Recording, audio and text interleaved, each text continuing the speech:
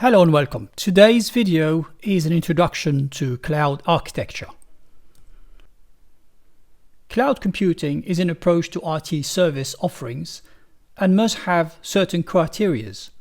It must be on demand. It must rely on a pool of resources. It must scale dynamically. It must be accessed by different network methods. Its usage must be measurable for billing purposes. All of these building blocks rely on automated data centers. An essential component of cloud computing or services are virtual servers. Going from the traditional servers with dedicated hardware, storage, RAM, CPU, and NIC, we shift to virtual machines. The operating software is decoupled from the hardware. Each virtual machine has a VRAM, a vCPU, and a vNIC, all allocated and managed by the hypervisor. In short, virtualization allows us to share physical resources on a server and run several VMs, each VM running its own operating system independently of the other VM on the same physical server. To be reachable, we must still connect our VMs to a physical network. The physical server NICs are trunked to a physical switch southbound in the data center. Northbound in the server, these NICs are connected to a virtual switch. The virtual switch terminates the virtual network interface card for each VM. The VMs can be in their own VLAN or share the same VLAN if there is a design requirement. In the data center patching, for redundancy, each server is dual home to two different top-of-rack switches. Each top-of-rack switch is then dual home to two end-of-rack switches.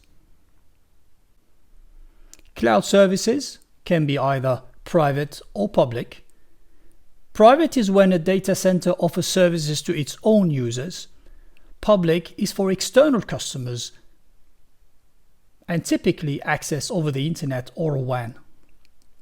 But in both cases, the operator or user triggers a request via the cloud services catalog, which in turn interacts with the virtualization software, which then spins a VM in the DC or deletes it. There are three cloud service models.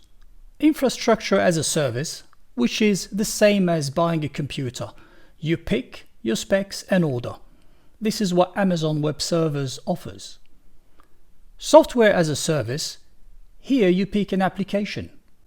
It could be Office 365, Google Drive, or Dropbox, for example.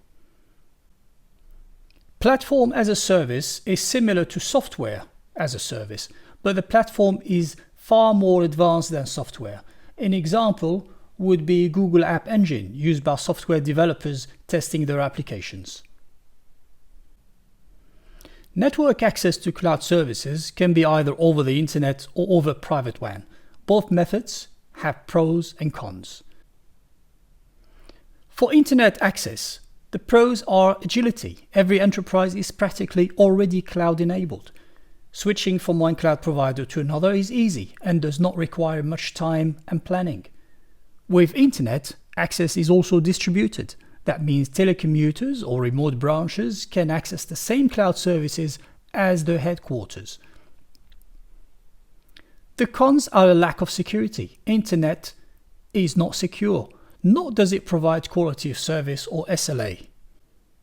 Traffic is best effort and subject to delay and jitter. WAN access can be over MPLS provided by an ISP or as a VPN tunnel over internet. VPN tunnel services could be offered by the cloud provider, terminating the tunnel on routers. These routers can be virtual routers. WAN access is secure. Encryption can be added to MPLS VPN for added security. Quality of service is only offered for MPLS access, but not for VPN over internet. The trade-off of WAN access is the time it takes to plan and deploy WAN solutions. Once a service is bought from a cloud provider, migrating to another cloud will not be as simple as when accessing the cloud via internet. So these are the pros and cons of the different network access methods for the cloud. And this is the end of our session. I hope you have enjoyed this introduction and thank you for watching.